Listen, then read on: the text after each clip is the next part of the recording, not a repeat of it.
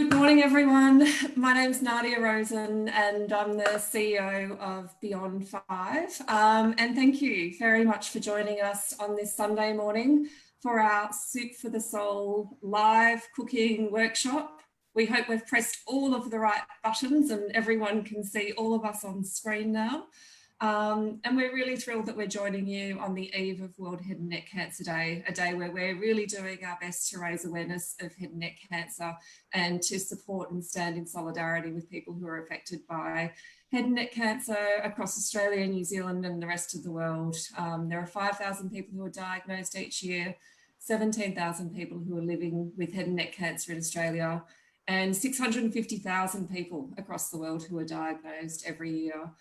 We've got people joining us from across Australia, from New Zealand, and we've even got a couple of people from the States and one from the UK. So we're really, really thrilled to have you all joining us.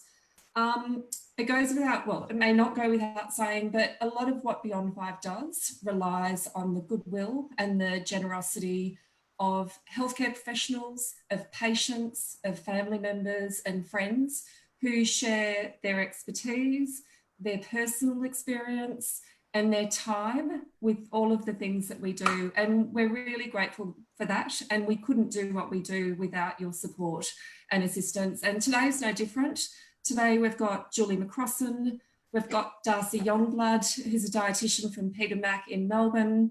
We've got former patient Yvonne Mcrossen in Adelaide. And we've got Mandy Hall, MasterChef 2009 contestant joining us. All giving up their own time this Sunday morning and their personal experience and expertise to join us. So we're really looking forward to the next hour being hopefully informative and entertaining, talking about nutrition and head and neck cancer. So without further ado, I'm really delighted to introduce Julie Mcrossen, who's going to be our host today. Thanks, Julie. Well, thank you so much. And my name's Julie Mcrossen, as Nadia said, and I too want to welcome you to this Soup for the Soul live cooking workshop hosted by Beyond Five. That's an Australian charity, and it's called Beyond Five because head and neck cancer patients are known to have often increasing difficulty from side effects of treatment as we get beyond 5. I was treated for stage 4 oropharyngeal cancer, so cancer in my tonsils, tongue and throat caused by the human papillomavirus in 2013. And I was treated with 30 sessions of radiation and weekly chemo.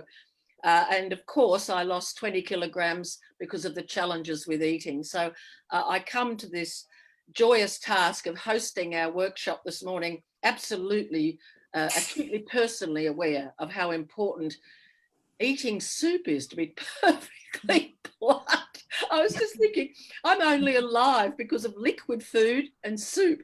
And I want to begin by acknowledging that we're on Aboriginal land, the land of the Gadigal people of the Eora Nation, for me here in New South Wales. And I think it's the Kaurna people in Adelaide, where our master chef, Mandy Hall, and our former patient and also passionate cook, Yvonne McLaren is. They're in Adelaide, and it's the Kaurna people. I hope I'm pronouncing that correctly. And I want to pay my respects to elders past and present and acknowledge that Aboriginal and Torres Strait Islander people are disproportionately affected by the head and neck cancers we're talking about today. Our Australian statistics, as I know, we have international viewers now, and we will certainly have them. This is being recorded and will be broadcast to a much bigger audience through the Beyond Five website and Facebook and all our retweeting and Instagramming and so on. But in Australia, in 2019, the 5-year survival rate for head and neck cancer was 71% of non-Aboriginal people and only 42% of Aboriginal people. So we have still a very big issue here in Australia with that gap, as we call it. But look, we're here to learn how to make tasty, easy to swallow soup. And we'll talk about taste with our dietitian in a minute. And we're going to learn about why nutrition is vital. We've got a clinical dietitian with us. And I also, just before I start, want to give a very special welcome to anyone watching this who is currently in treatment or in the first year to 18 months after treatment, because the soup and anything liquid matters most to you. And I want to thank any family members or friends who've tuned in, because you're probably making the soup and helping your person. Quick housekeeping, and then we'll meet our dietitian. Everyone watching it live on the 26th of July, your sound and vision are off, but we want you to start sending your questions now via the Q&A button at the bottom of your screen. So please send your questions. Nadia Rosen is no longer the CEO of Beyond 5. She is now the queen of questions, and I will come to her through the hour and get your questions, and we'll try to answer as many as we can. Any we can't answer, 13 11 20 if you're in Australia. That's the Cancer Council Information and Support line, 13 11 20. I'll repeat that later. And I'll also give you the Beyond 5 website details, tons of information there. So is there any more to tell you? I don't think so. It's my enormous pleasure now to welcome Darcy Jongebloed to our opening conversation. Just noting, if I may, just quickly, Darcy, before we get clinical, Mandy Hall in Adelaide, what are you cooking for us today, just so we know what to expect? Chicken, miso and rice soup. Brilliant. And would I be right in thinking that you're focusing on taste in a big way?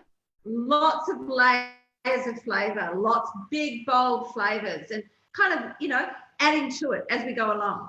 Good. We'll hear more shortly. Yvonne McLaren is in Adelaide. Can you come forward, Yvonne, to the front? Welcome as a survivor of cancer, a person I know who's lost part of her tongue or had it operated on, and we'll hear your story shortly. But what are you cooking up there?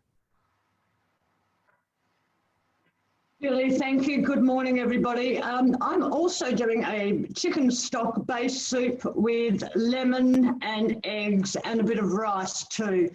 The difference I have is I'm going to add some chicken meat back into it, Julie. Fantastic. And could I just say, as someone who's not good at cooking soup, which is why I agreed to do this, not just because I've had head and neck cancer, I understand stock is critical. Absolutely. It is the basis of all good soup, Julie. Absolutely. Fantastic. And I just want to reassure our other Australian viewers, the delay is not because Yvonne is from Adelaide. Mandy Hall is also from Adelaide. I have a brand new grandchild in Adelaide, and I don't want you to think they don't have good digital connection. We're just having a little issue with Yvonne. But let me come to this lass in Melbourne. And Darcy, we acknowledge today that we're in this rotten pandemic and that Melbourne is having a tough time at the moment, and we just extend our warmest support to everyone in Victoria and Melbourne today. But can you introduce yourself and tell us what you do at Peter MacCallum Cancer Centre? Hi, Julie. Hi, everybody. My name's Darcy. I'm, as Julie said, a clinical dietitian. I work at Peter Mac and I work in the head and neck cancer area. So predominantly I work with people who are going through chemo radiotherapy, but I also work with people after their big surgeries and often, you know, big and reconstructive and can really impact their eating and drinking. So helping them to get all the nutrition they need.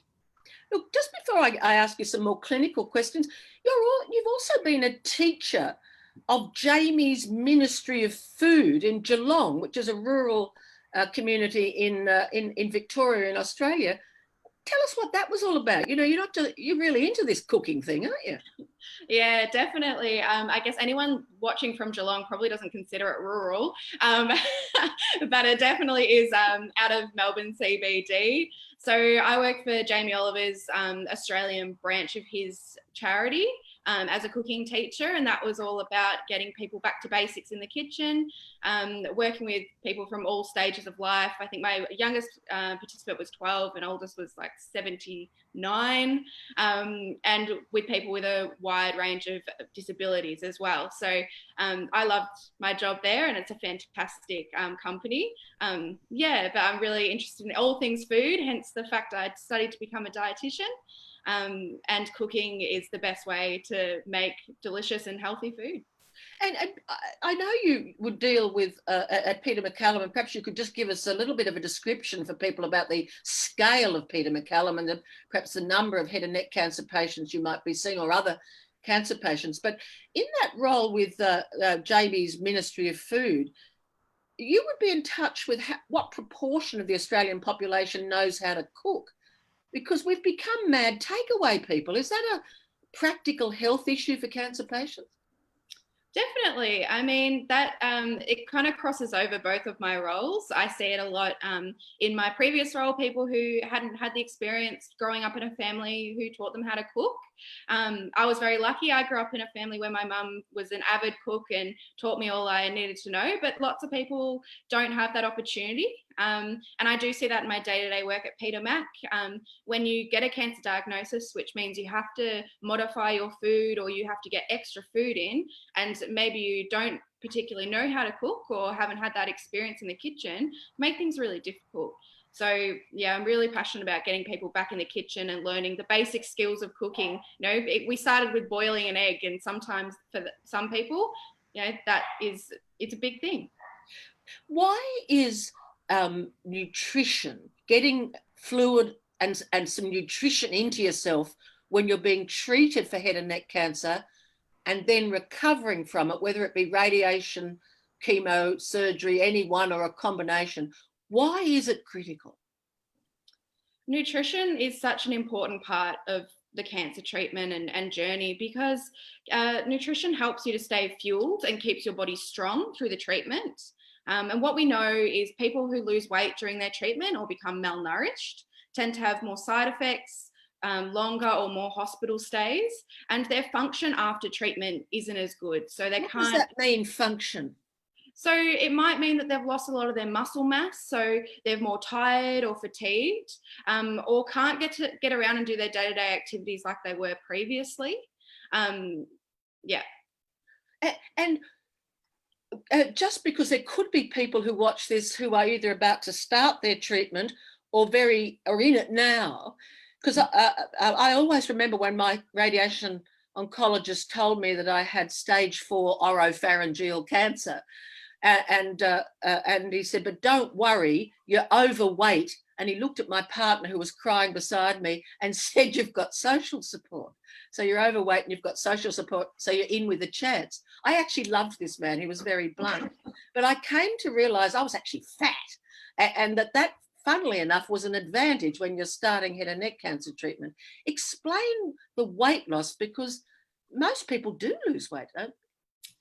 I guess it depends how good your dietitian is. That's a bit of a joke. But I mean, yes, look, sometimes weight loss is inevitable. But I'd like to really state very clearly that malnutrition doesn't just happen in people who are thin or people who live in smaller bodies. Even bigger people who are classified as overweight, you know, through life and maybe told to lose weight through their life, can come into cancer treatment and be a bit concerned because everyone's telling them no longer to lose weight, and you know that's no longer the goal. So I'd like to, you know, be upfront that even if you feel that you are overweight, you can become malnourished very quickly, and through your cancer treatment, you're likely to lose your muscle rather than your fat stores. So making sure you have adequate nutrition through the treatment can help to stop that from happening and help keep you nourished. So it's the notion of avoiding malnourishment. I've been told that protein and energy is important. What does that mean? And what does that mean in terms of what you actually try to eat?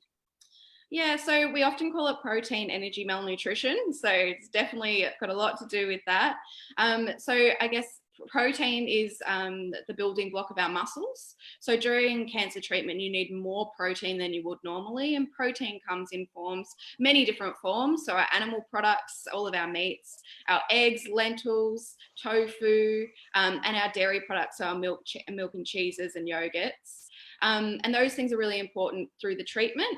Energy is more so known as calories. So making sure you're getting enough calories in to fuel your bodily functions, but also to heal where you're getting your treatment and maintain your weight. Okay. Darcy, I'll just hold you for 1 second. I want to come to Mandy Hall because she just looks like somebody on a cooking show, and I feel we should look like a cooking show. Maggie, can you just, you were a MasterChef contestant in 2019, and you're creating recipes now, and you're crazy for fermentation and preservation, and I hope to be both preserved and fermented by the end of this show. But just quickly now, because I will come back to you later, what are you doing in your fry pan? So in the fry pan here, because mine is a chicken soup, and I'm thinking about how can I keep that chicken really tender and moist and add all the things that Darcy was just talking about. So I am gently poaching some chicken. I've got some butter and I've got some shallots and garlic, and then I've added some cream and milk, and I'm gently poaching the chicken in that. And, you know, when we talk about poaching, we forget, you know, what we add into that poaching liquid is going to build on all that flavour when we make a soup. So I've got some bay leaves in there and some thyme. There's obviously the garlic and the shallot and the milk and cream. And the chicken's going to poach in there until it's just cooked, which is only about 5 or 6 minutes. That will be the start of the soup. Look, thank you for that soup update. And if you've just joined us, this is Soup for the Soul, a cooking workshop being hosted by Beyond Five, an Australian charity that's all about providing evidence-based information to people with head and neck cancer and their family and friends. And we've got a former patient, Yvonne McLaren, who will be telling us her story, and also about stock for soup in a minute, and Mandy Hall, our very excellent MasterChef contestant from 2019, and clinical dietitian from a major cancer centre in Melbourne, in Victoria, in Australia, Darcy Jongebloed. Darcy, you can see that Mandy's going crazy for taste there, isn't it? She's trying to build in the taste. Can you explain what happens to taste for many of us in head and neck treatment, and then what challenges that brings to us getting in that nutrition you've been emphasising? Yeah, so taste is one of those things that during treatment is often affected, whether it be from chemo or radiotherapy or from the cancer itself.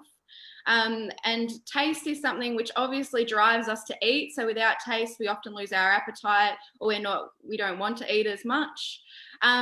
So during head and neck cancer treatment, people can have either no taste, it can be bland, it may be metallic, or bitter. There's lots of different things. Sometimes salty tastes wrong, sometimes sweet tastes wrong. And it's just not the way you used to, and it can really affect your eating and drinking. And what Mandy is talking about, getting lots and lots of flavour into things, is such a good strategy, because sometimes you need to overpronounce those flavours when you're going through treatment to be able to taste it. Thank you. I'm just going to get a little bit of information about nasogastric tubes and PEG tube feeding, and then I'd like to come to you, Nadia, and with any questions. But just to get that basic information out, can you explain what a nasogastric tube is and what a PEG tube is, please? Definitely. So a nasogastric tube is a tube which goes through the nose, and it goes down the back of the throat into the stomach. And we often need to use these during treatment. It's really common when either the pain is too hard to get your fluids and your food in, or if you've had a surgery, which means that mechanically your swallow isn't working as well as it should be. A PEG tube is a little bit different. So I think Yvonne's going to talk about that a little bit more as well. But that's a tube which goes directly into your tummy. So it's inserted down here, so you can't see it often. It's covered. If you're walking around a hospital, you might not see many people with PEG tubes. And that tube we use a lot more with major reconstructive surgeries or major, quite large cancers, when the effect on eating and drinking is more longer term. So we'd use a PEG tube if we expected someone to have a lot of trouble with their eating and drinking for more than 8 weeks. That could be that tube. Explain then, liquid food. If I could just say, as a patient, I managed to get through my treatment, which was radiation and chemo, as I said, continuing to swallow, although it was very hard. I might mention that later. So I didn't get either a nasogastric tube or a PEG tube, but I did get delivered to my front door. I'm sitting in my home office now, big boxes of liquid food. So for quite a period of my treatment, and certainly after, I was drinking liquid food that my dietitian sent me. Can you explain, for those who do get the tube down the nose or through their tummy, how you get the liquid in? Yeah, so to get the liquid in, we use there's a couple of different ways, and it will depend on your tube, but it's sometimes by a syringe, so like a very large syringe, or like a hanging bag, kind of like an IV bag, but it's full of food rather than full of liquids or hydration. And it's my understanding that if you do have either a PEG tube or a nasogastric tube, correct me if I'm wrong, that you do try to assist the person to keep swallowing something if they're able. And because the best predictor of later swallowing is to continue swallowing all the time if you can. Could you just speak to that? Yeah, definitely. So at Peter Mac, we work really closely with our speech pathology colleagues, and they work a lot on ensuring the swallow is maintained as much as possible during treatment and then rehabbing after treatment. And my understanding is all swallowing is good to keep those muscles working. So a lot of the time, someone might be struggling with their eating and drinking, and I'll suggest a nasogastric tube. But that doesn't mean they can no longer eat or drink. It just takes that burden away from trying to get the volume in. So if you think about it, you might be in a lot of pain, you might have lots of side effects. Trying to get a large amount of volume of food or drink in, more than your usual, is very difficult. So sometimes we use the tube with the liquid nutrition formula to give them the majority of their nutrition, and then sometimes they're still able to eat and drink a little bit through their mouth as well. Look, thank you, Darcy. I'll just say one quick thing, if I may, and then I'll go to Nadia for questions. But I just want to reassure anyone who's tuning in, for whom this is all brand new. Darcy's mentioned pain a couple of times, and one source of that, I'll just talk about myself, was radiation affects your swallowing capacity. That's what I had. And it can hurt to swallow. But I want to reassure you that my radiation oncologist gave me an ever-increasing array of pain medications, and I didn't experience any pain during a treatment for stage 4 oropharyngeal cancer. I was very, very ill, and that was because I was monitored on a daily basis during my radiation by the nurse at the centre and by visits with my doctor every few days. So while Darcy is absolutely right to say pain is a problem, always speak up and talk to your medical or clinical team, because this is what cancer, those drugs that you're not allowed to take at other times are designed for cancer. Is that a fair comment, Darcy? Definitely, Julie. And the thing I would add to that is, I can only speak for Peter Mac, but we work very closely with our radiation oncologists, our pharmacists, our speech pathologists, and all of the other allied health. I like to refer to us as your pit crew through your treatment. And we do keep on top of the side effects and symptoms that people experience and make sure we are stepping up the pain medication if required, or making different changes or suggestions as we go through. So you're definitely not alone in it. You've got lots of people to support you through. Thank you so much. And look, if you've just joined us, we'd love any questions that you have. There's a Q&A button down the bottom of Zoom if you're new. If you click on that, put in your question, and Nadia Rosen, the CEO of Beyond 5, who's hosting this cooking class, is monitoring them and will give us questions. In a moment, I'm going to be talking to Yvonne McLaren, who's a survivor of head and neck cancer and passionate about cooking. You can see her there on your screen with a big knife in her hand, but don't worry, she is safe at this distance. Nadia, can I just come to you and let's take a couple of questions. What's the first one? Okay, well, I do have a couple of questions. I know that we've got a few people joining us who have had either a third or 2/3 of their tongue removed. Tina from Queensland, who's 8 months post-op and had 5 months of radiation therapy, has just made the comment and is interested to get feedback, and perhaps Yvonne can answer this as well as Darcy. But she's worried about, whether she'll be able to eat solid food in the future. And I know that that's been a comment from some other people who are watching as well. Listen, could I come to you, Yvonne, first, if you don't mind coming forward? Yvonne is just moving towards her computer. She's been having a few technical problems, but Yvonne McLaren is a head and neck cancer survivor in Adelaide. She had a passion for cooking long before cancer, but then she was treated, I think, in 2018 for tonsil cancer. 2018, thank you. Yvonne, welcome. Can you answer that question? What happened to your tongue as part of your treatment, and how are you going with eating now? Thank you, Julie. Look, that was one of my biggest concerns. I was working in the wine industry. I was a foodie. Cooking, eating was my life. So it was a really big concern of mine.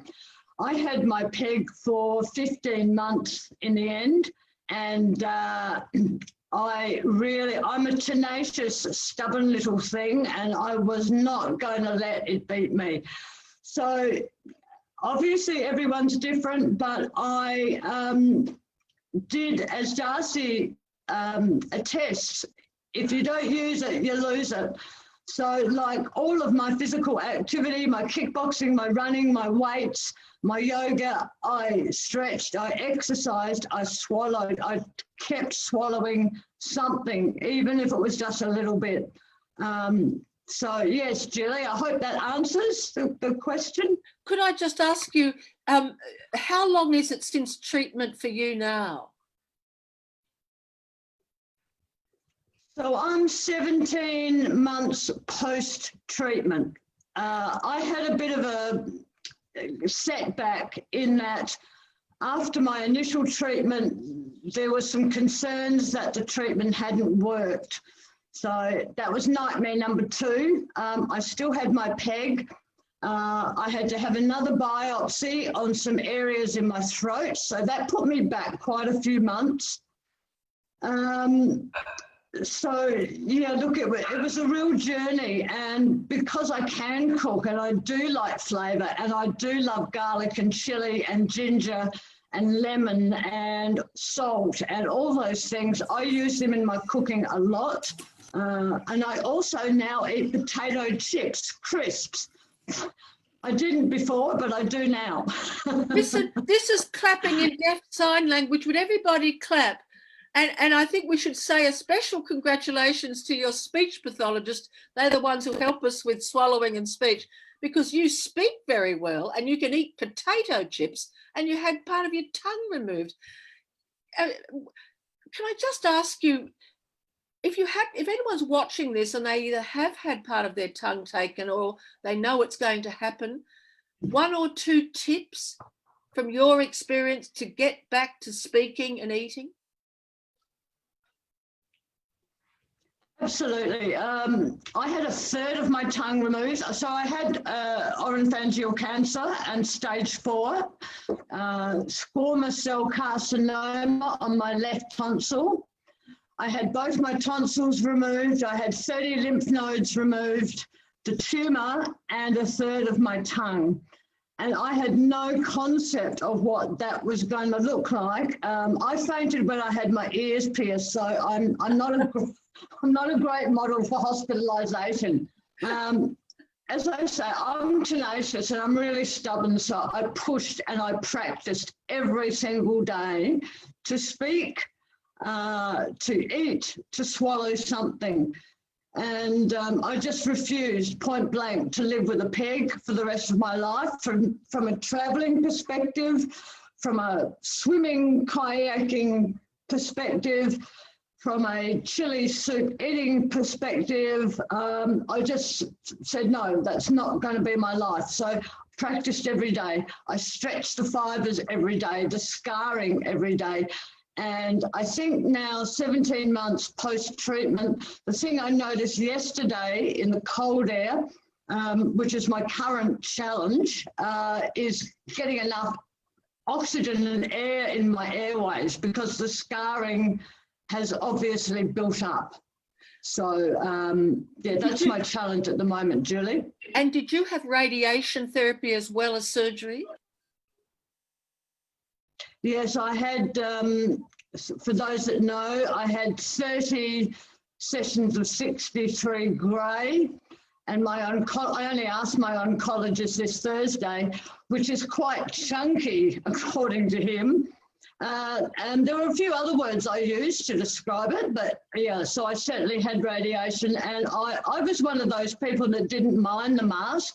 I used to get locked under it and fall asleep. I just tuned out. I know some people really struggle with the mask. For me, it was no big deal, but I think my yoga and meditation helped in that too. Yvonne, I'll just ask you, if I may just make a comment, and then perhaps you could make one more comment, and I'll come back to Darcy on this issue of tips if you're having part of your tongue removed. But, you know, you've indicated an incredible persistence. We had exactly the same diagnosis, but I didn't have the surgery. I just had the radiation, the chemo. But when I was at the peak of my difficulty, I would get a large glass and I'd fill it with ice, and I'd then put the liquid food in, and I could take an hour to an hour and 15 minutes to get that glass down. And I would say that there were a number of weeks when I just took medication and drank liquid. It was so time consuming, but I too was, I really wanted to be able to eat normally. Can you give us an example of when you say you were persistent, how long did it take you to get what down? You know, just to illustrate to people what's required. Like you, Julie, I used to have those boxes of artificial food, as I call it, delivered. And I was meant to drink 8 of those 200 ml bottles a day. I tell you now, I struggled with that for months and months and months. There were 2 reasons. Mentally, I just refused. I was in denial, really. I refused the fact that I knew I needed these bottles. And then the second thing was I was really conscious that when I researched what was, and look, don't get me wrong, they kept me alive, but I wanted to get off those bottles of artificial food. I wanted to eat my own food. I knew there was a better way, and I researched that. And then what I didn't realise was that there was a transition period from actually using the stomach peg to actually getting it down this way. And I thought, oh, come on, how bad can it be? Turns out it can be really bad. And it turns out it can be really frustrating and very time consuming. But, you know, I had nowhere to be. So that became my new goal, was to just do that transition and find foods that I could either melt or chew or get down relatively easily. And for me, that turned out to be lemon delicious pudding with cream. Yvonne, thank you so much. And I mean, in fact, can we give a clap to Yvonne for sharing this traumatic history that isn't so long ago. Darcy, could you respond to any of the points there raised by Yvonne to give them context to the broader audience? Yeah, first of all, I hear you, Yvonne. You know, I see people every day going through similar things. It's hard. It really, really can be hard, and it's a long slog. And I guess that's why I love working with head and neck patients so much, because you're a bloody tough bunch. And look, I can speak to a few of those points, but I guess the thing I'd like to say is dietitians realize that food isn't just nutrients. It's not just fuel. So I think during your treatment, it becomes a little bit like that. You have to get the fuel in, you have to get the fluids in, and it takes away, especially if you were previously a foodie, it can be really difficult to adjust. So I do recognize that food isn't just fuel, and as dietitians, we really, our biggest goal is to get you back to eating and drinking and enjoying food as much as you can, depending on, you know, what surgery and treatment that you've had. As Yvonne said, you know, liquid nutrition has its place, especially during treatment. It's compact, it's fortified, and the volume of it gets a lot of bang for your buck. But when you can, working with a dietitian is fantastic to be able to transition your diet back to eating and drinking as much as you can.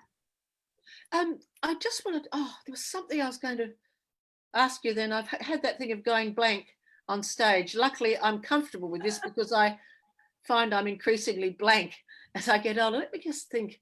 We'll go to, if I may, to another question while I try to remember. But thank you so much. Another question, Nadia. Another question. So a couple of people have asked about dry mouth and whether dry mouth improves over time.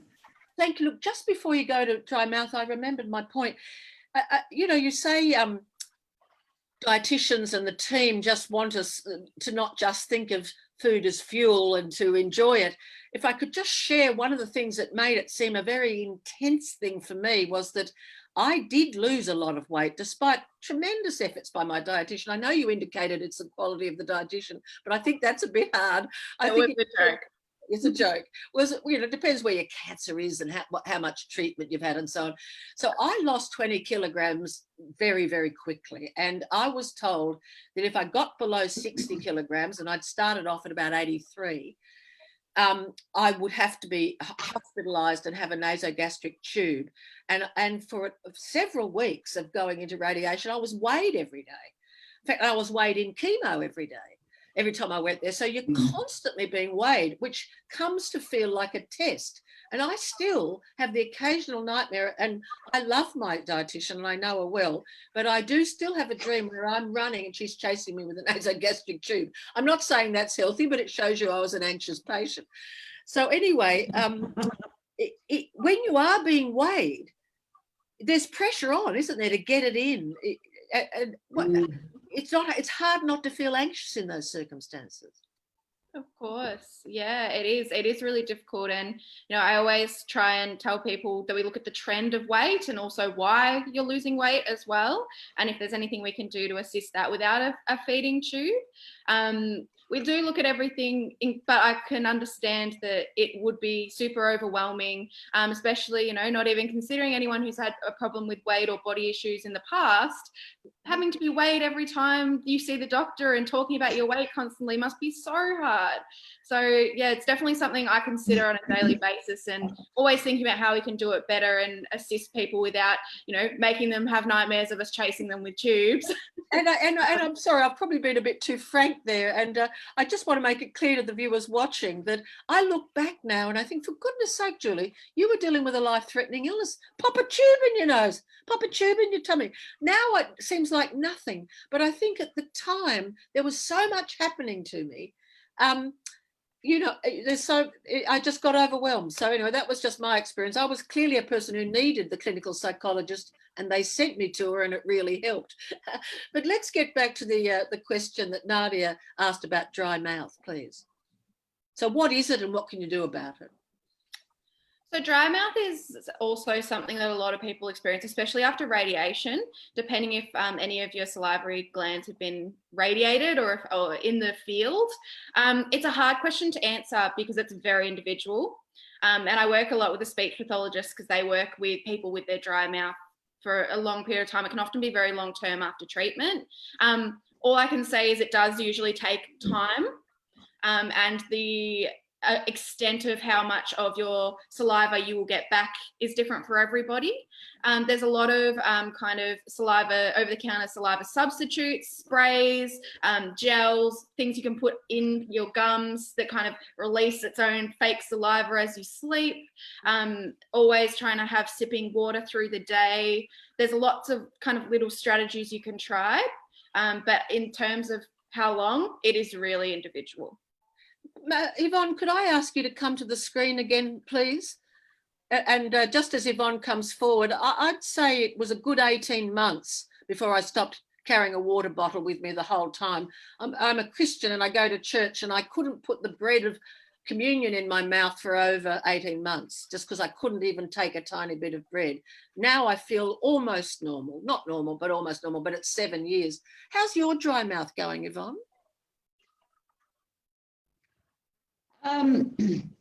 I actually threatened my surgeon, and I said to him I knew where he lived. So I said to him, you make sure that if nothing else, my taste buds and my saliva.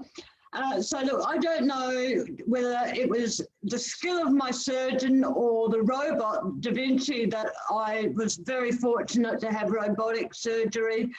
I don't suffer a dry mouth. It's not to say I don't suffer it, but I have never walked around with a bottle of water. I actually find water one of the hardest things to swallow. So I tend to drink tea. My smoothies have got filtered water in them, but I have to be very mindful to drink water and keep my hydration up. So it's not something that I now suffer with a lot. In fact, I'm possibly more the other way with the wonderful mucosis, to be honest, Julie. Okay, thank you, Yvonne. Could I just say, before I come back to Darcy, and then I'm going to come to Mandy, Yvonne made reference to the robot. So if you have surgery, You can have surgery in which there may be surgery around the neck or even through the face, or there is available in some places around Australia, predominantly in the private sector at the moment, but we hope to change that, robotic surgery, which involves long metal arms of a robot manipulated by a surgeon going down through the mouth and taking the tumour out. And that's less invasive, involves less hospital time. I hope that's all right, Darcy. I just thought I'd do that quickly. It's my understanding too that radiation is a primary cause of the dry mouth, but it may be the surgery as well. But is there another issue that we haven't mentioned, Darcy, that you would like to mention now? And perhaps the mucosis, if I'm pronouncing that correctly, that Yvonne mentioned, is worth explaining. Yeah, I'll make it quick because I want to hear more about these soups. But so mucositis is probably a huge thing that people do experience during their chemo and radiotherapy. So that's a different severity of ulcers in the mouth. Then it can affect the oral cavity and also the throat, and that can be one of the biggest things. That means you need softer texture foods, liquid diet, and then depending on the extent, a nasogastric tube. Look, thank you. And Yvonne also mentioned that water was hard to swallow. Can you explain that? Like, there's different ways of making, like my elderly mum had to have this thickener put in a lot of her food as she got older. And I felt like radiation made me old with my swallowing, and then I came back. So can you explain how you change the texture and consistency of food to help us swallow? Yeah, definitely. So our speech pathologists generally assess the patient's swallow and say what type of thickness of drinks and foods that they need. So often water is very difficult because it slides down very quickly, and the throat doesn't adapt quick enough. So you need to add thickener to fluids and things like that. Often they might also need a puree diet because chewing is really painful, or it just needs to slide down the throat nice and easily. Yeah. Okay, look, thank you, Darcy. Mandy Hall, look at you, an innocent MasterChef contestant from 2019, a woman who's passionate about fermentation and preservation. Preservation.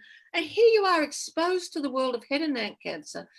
Just before I hear what you're doing in your fry pan, what have you learned? I'd like to use the word I'm very fortunate to be exposed, but I wish I didn't have to be exposed. But it's been, such a learning curve for me. But it does, I guess, play to the things that are really important to me, which are things like how do we build flavour in food? Because, food is about joy. It really is. And in so, whether you're eating by yourself, sitting in front of a television, or you're with your family, or wherever you are, I want you to feel joy when you eat. So, any part that I can play in that, as well as, helping you nutritionally, is great. So I kind of stopped the frying pan because I didn't want to overcook things, and I've already pre-made a soup for you, so that it means it's great. I can talk about the only really important thing about that frying pan was, for me, and you're not going to be able to see that, but you'll have the recipe, was about poaching that chicken till it's just done, keeping it really tender, so that when we pulverize the soup, it really does blend silky smooth. But could I ask you, Mandy, is it possible for you to just go through from the beginning to tell us what you've made and then the key steps, that we just turn you into a cook? Okay, so essentially what I've done is I've taken some chicken tenderloins because they cook very quickly. I've in a fry pan, I've got some butter, some really nice butter.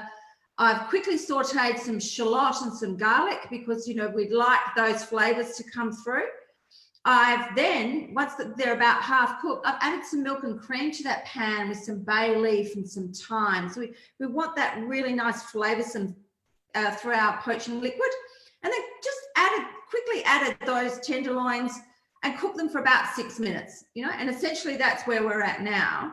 But that's the extent of the cooking really portion for this soup. I'm going to add some chicken stock to it to help, and when we puree, I'm going to add that poaching liquid. Now, whether or not, I'm sure Yvonne's going to explain about beautiful stock, whether you've had time to make one or you're using a purchased stock, it doesn't really matter. But then throughout, I'm adding different layers of things like soy sauce to our soup, because that will really give you a punch. I use fish sauce in almost everything that I make. Even if I'm making a French dish, a cream and tarragon chicken pie, I'll add a tiny bit of fish sauce, because the amount of flavour that gives is astronomical. Funnily enough, both soy sauce and fish sauce are also fermented things, which, is kind of me. But there's enormous amounts of flavour there. And that's what we're looking for. And there are layers of flavour that will go through. And, of course, for me, I'm adding miso.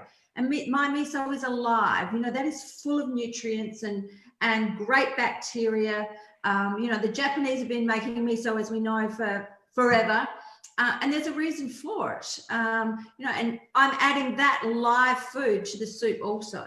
And then what happens? Are you going to blend it all up in that thing? I'm going to blend it all up, but I'm not going to do that while you're watching me, because that would be, a bit noisy and a bit boring. The other thing I decided was I was going to just add a little bit of cooked rice.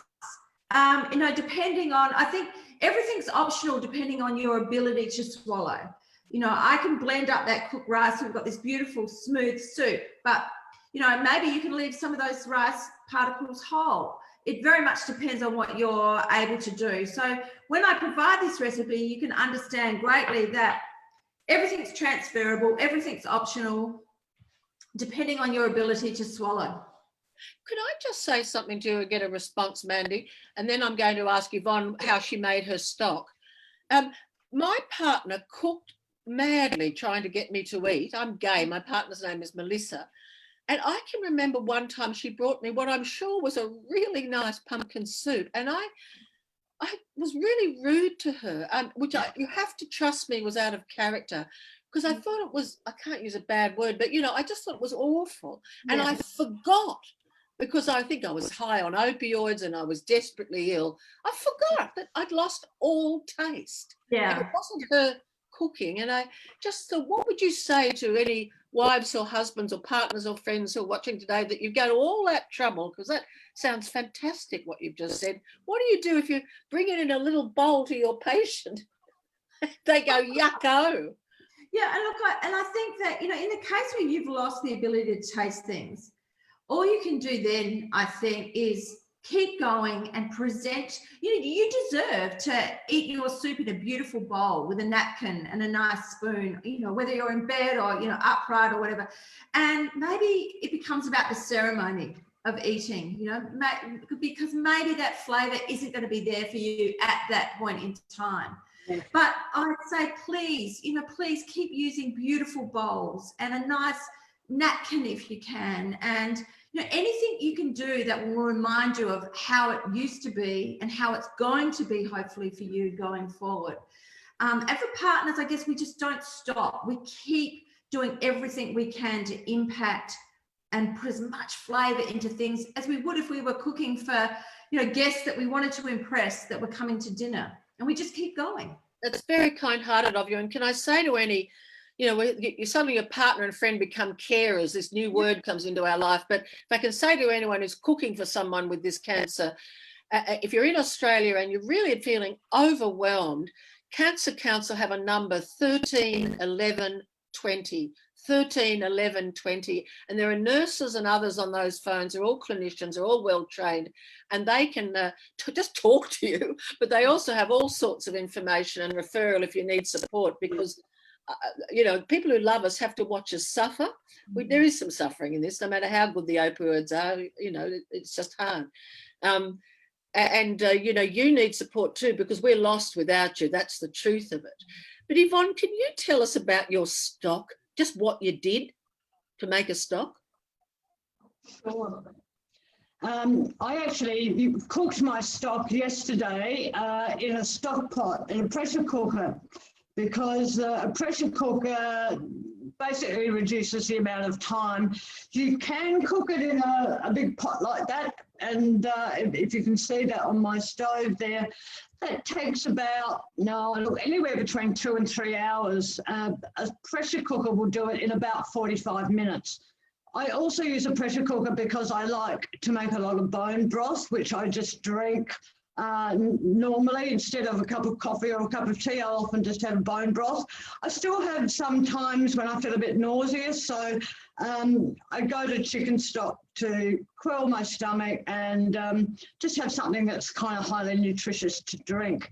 I just wanted to add though, Julie, Mandy, I love the fact that you brought up about utensils, because I tend to use that little pottery Chinese soup spoon instead of a metal spoon in my mouth, because it suits me.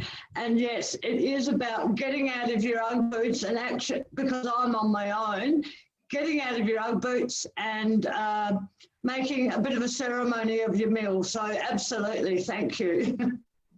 The stock, Julie, is really simple.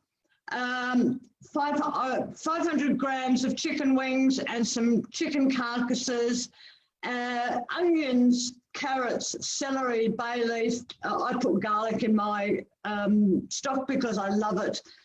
Cook it, and I'm using it in the soup I'm making today. But if you can see that, that's the fat that I skimmed off this morning. And I use my stock for everything, just drinking straight away or in my casseroles or stews or curries. Yes, I eat curry because I refuse not to. So I use my stock in everything. And that's not to take away from pre-purchased stock, but I just personally think homemade stock, you know what's in it, you know how much salt's in it or not in it. Shouldn't put salt in stock, actually. So yes, you can manage it a bit better, that's all, yeah. Thank you so much. And I just want to apologise for the fact that I am actually doing this in my slippers, but I want you to know that I have put makeup on and I do have proper pants on. Nadia, thank you. Yeah, hi, Yvonne. There's someone joining us today from Queensland who I know has organised a Soup for the Soul this week. Her name's Serena. So Serena, if you're out there listening, thank you very much. Serena was actually treated for, and I hope they get the pronunciation correct, an ameloblastoma, which is a benign tumour of the jaw. And people who are treated for this often have similar surgeries so they don't have radiation or chemo, but they have similar surgeries. And her question is around digesting food when you can't chew very well. So I thought, Yvonne, do you have any, techniques and strategies for someone who isn't able to chew for digesting their food? Yeah, look, again, it's all about that transition too. I was fortunate that I had a mother who was able to teach me things like, eat this because it's gentle on your stomach. Now, by gentle on your stomach, that to me infers things like potentially yogurt, apples, soft fruits without too much pectin or acidity. But again, I would probably go to my chicken stock. That's the thing. And I've cooked some rice in mine today. And Mandy mentioned keep the grain size. For me, I kept it big because I was determined to learn to get it down. And I have a ledge in my throat from the fibroids where everything sits and I can't get it down. So I do things like jump on my right leg to get it down that side. It's crazy, but it works. But gentle on your stomach. Yeah, look, just stocks, nice light things that you can, I just can't think off the top of my head. But anything that you can, for me, papadums were great. The Indian papadums, they're like a big,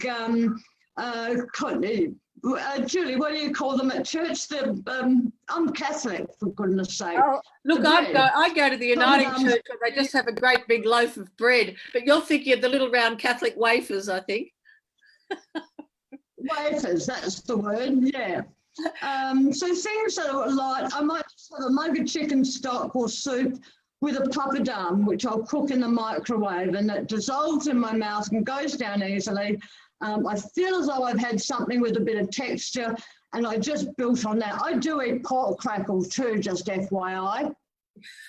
Can I just say, and I just want to make a housekeeping announcement and then see if we've got time for one more quick question. But I just want to say, I think what I'm learning from Yvonne, which is just tremendously helpful, is the mental attitude and the fortitude. And I want that the head and neck cancer patient needs to try to develop it, do our best to develop. And I just want to reassure people who are not used to this world, people have tremendous resilience. You'd be amazed how people bounce back. But I just want to let our listeners know, our viewers know, that there will be on the Beyond 5 website, beyond5.org.au, there will be links to Mandy Hall and Yvonne McLaren's recipes, to also to Darcy's Peter Mac and so on. And also I think Yvonne and Mandy will have websites of various kinds. These are two women passionate about helping everybody cook, and I urge you to look. I also would just like to mention that I'm co-hosting with St Vincent's Hospital Sydney, Kinghorn Cancer Centre, and St Vincent's Hospital, St Vincent's Private Hospital Sydney, a series of 13 head and neck cancer videos which are being launched on World Head and Neck Cancer Day, strongly promoting the Beyond 5 website, which is, if you haven't looked at it, guys, it has brilliant evidence-based information. It has patient story videos. It has 3D animations of our anatomy. It is regularly updated. It is put together by leading experts. And these videos are very much about the sort of people who are working with Beyond 5 to help the head and neck cancer community in Australia and New Zealand, and a special hello to our New Zealanders watching today, but also around the world. And so there will be a link to those videos being released over the next 2 weeks, again on the Beyond 5 website. God, can we do one quick question, Nadia? Yes. Mandy, I've got Diana from New Zealand, and I know Diana actually coordinates a patient support group there, and she'd like to know what your favourite soups are. Ooh, my favourite soups. Yeah, well, see, anything that's got anything fermented in it. No, I love chicken soup, I think, because you just have this, the protein in there is beautiful, and the capacity, again, to build flavour. But, to be honest with you, I think Yvonne's quite right. If you start with a great stock, there isn't anything that you can't make a soup out of. Like, there's literally nothing.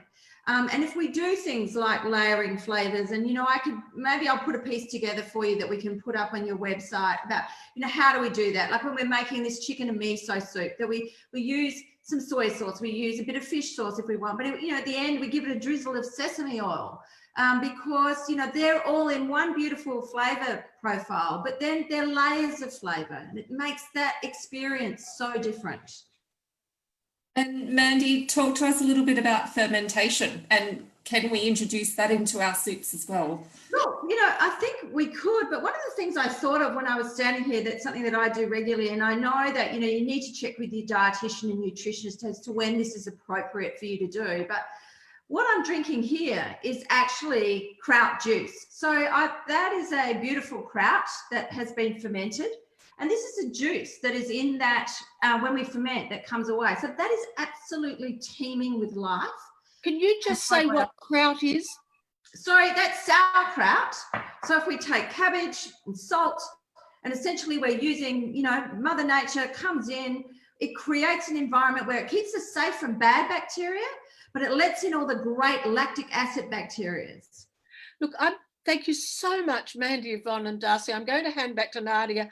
I've loved being part of this. I wouldn't have believed 7 years ago I'd want to talk about soup, but it's actually, because I drank so much soup, but I'm grateful. But I just have to say, and I know I've got 10 seconds, Mandy, fabulous that you mentioned chicken soup. My best friend's Jewish. She bought me tons of chicken soup when I was sick, and centuries of Jewish people all over the world cannot be wrong. Nadia, back to you. Thank you. Thanks. Yvonne, I'd love to see your finished product, and Mandy, yours as well. Do you have something that you can show us before we sign off? Well, I've got a finished product, but it's actually congealed a bit because we've been sitting here, but I made it very thick so that I could hold up the bowl. And essentially, it's not dressed, because I do things like, I was thinking about, it might be very hard to swallow herbs. So there's a parsley herb oil there. And I would dress, so that's you know, that's a chicken soup that's been made with everything we've talked about. I would dress that with sesame oil. I'd also dress it with a parsley oil or a herb oil. So we're getting all those different things. We don't need to miss out on anything. Yeah, awesome. Thank you, Mandy. And Yvonne? Yes, well, mine's ready to go just then. So it's got to be thickened a little bit on the stove, and I'll do that after we finish this morning. What I also do, I mince up the chicken meat that I've taken off the carcass or that's been left in the stock when I've made it, and I put that in the soup as well to make it more of a meal, if you like. So that traditionally wouldn't go in this particular Greek lemon soup, but I do it because I want the extra chicken. So yeah, and it tastes good. It's very lemony. I love it. And could I just say, when you finish the Greek lemon soup, you just smash the plate? Funnily enough, yesterday I did. Quite by accident. Don't ask. Over to you, Nadia, to bid us. Well, look, thank you everyone again for joining. And as Julie mentioned, she's got some amazing videos coming out this week with clinicians and patients and carers from across the country talking about innovations in head and neck cancer across radiation therapy, nutrition, chemotherapy, surgery. So stay tuned for those, which we will be sharing as well. Beyond Five has also spent the past few months working with dietitians and speech pathologists on a series of nutrition videos, and we're actually going to be releasing those this week as well. And there's 3 videos. The first one is for people who are preparing for treatment and learning about nutrition and what they can do to give themselves the best possible start for treatment, managing side effects and nutrition swallowing during treatment. And then that reality of what life looks like afterwards. You know, how do you socialise when you know it's difficult to swallow and perhaps restaurants can't cater for that. So what those realities are. We've got a couple of patients and a carer who've shared their personal experience. So look, everything Beyond Five does is to hopefully support people who are affected by head and neck cancer. And we really rely, again, the goodwill by a lot of people, and also your feedback to let us know what it is that we can possibly do to help you, what information or, you know, personal stories, if they help your journey. So as we always do, we'll send out a questionnaire after this workshop, and please let us know. We're happy for really honest responses because we prefer to be putting our efforts into things that you find really beneficial. So thank you, Julie. Thank you, Yvonne. Thank you, Darcy. Thank you, Mandy. And thank you, everyone, for joining us. We'll have the recipes online a little bit later, probably tomorrow. We'll also have this recording available for people who weren't able to watch live. And I'm just envious because I don't have any soup waiting for me after this, but Mandy and Yvonne, enjoy your soup. They look delicious. And thanks again, everyone. Happy Sunday. And happy World Head and Neck Cancer Day for tomorrow as well. Thanks, everyone. Bye. Bye. Bye.